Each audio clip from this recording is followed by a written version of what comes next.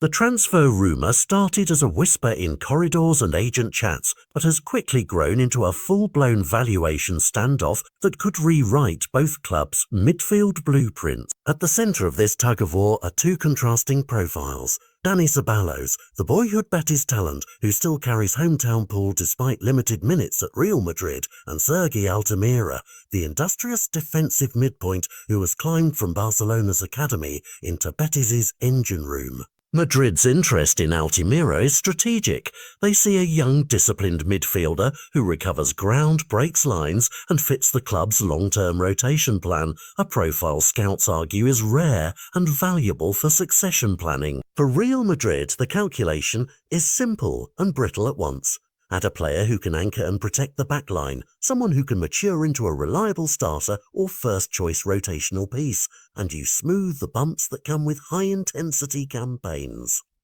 For Betis, securing Ceballos would be a sentimental and tactical win, a homegrown figure who understands the club's heartbeat and can immediately inject creativity and La Liga savvy into their midfield. But the numbers are the bones that refuse to lie down.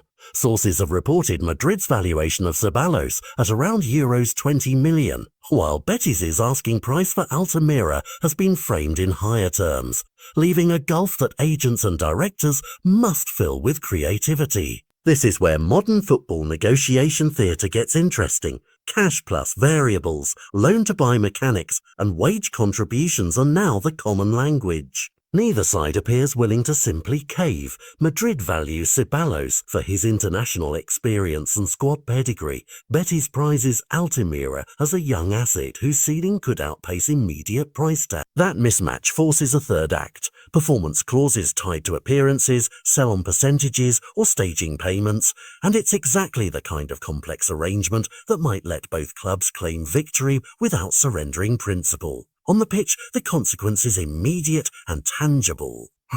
If Real Madrid successfully brings in Altamira, the club gains a fresh option to rotate alongside established names, allowing more tactical flexibility and protection for their creative actors. If Betis lands Ceballos, they acquire a midfield metronome with Madrid-bred instincts, someone accustomed to big game pressure who can elevate a squad aiming to compete higher in the table. But what happens if talks collapse? Both clubs could find themselves back at square one, forced to revisit targets and recalibrate budgets in a market where every euro spent must be justified. Beyond the two protagonists, this negotiation is a snapshot of wider La Liga economics, talent pipelines, youth promotion philosophies, and the increasing role of creative accounting in sporting decisions. Teams are less willing to overpay upfront and more inclined to structure deals that hedge risk while preserving upside, a pragmatic evolution that shapes not just who plays where next season,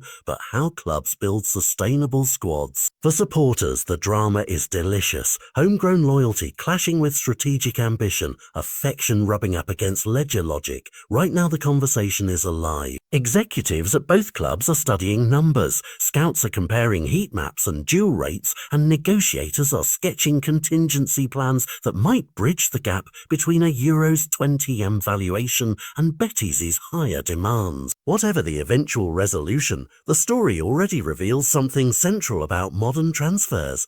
Talent alone doesn't clinch a deal. Valuation, timing, and a willingness to craft bespoke financial instruments do. Watch this space. The next few weeks will likely determine whether this is a clever bit of market engineering or a near miss that leaves both sides wondering what might have been.